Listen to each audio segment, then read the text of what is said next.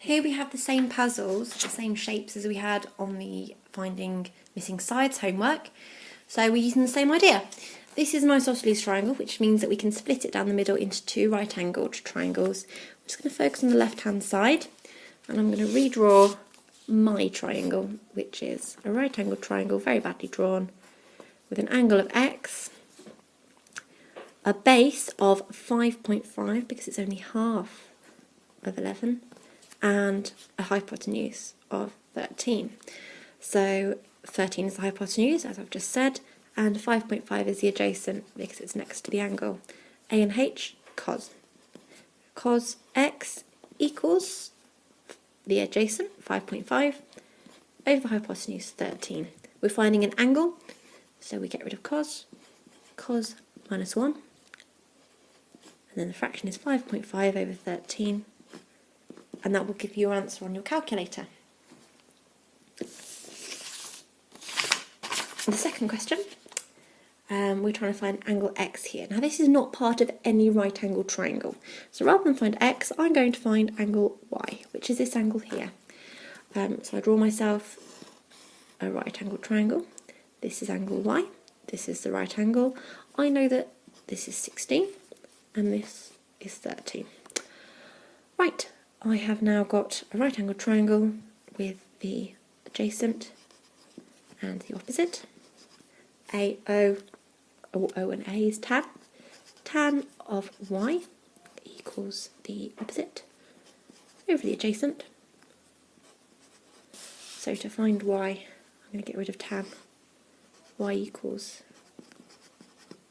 tan minus 1. Pop the fraction in, and that will give you your answer. Finally, I've got this two-parter.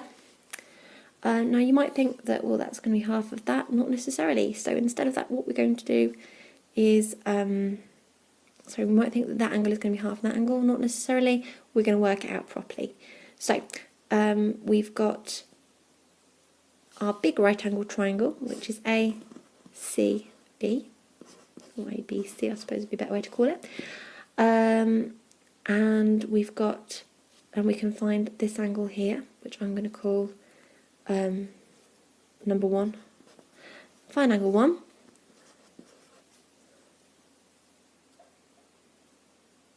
Because you know that this is 13, because it's all of BC. Sorry, I just realised that's not really on the screen, is it? Find this angle here. So find angle 1, opposite over adjacent.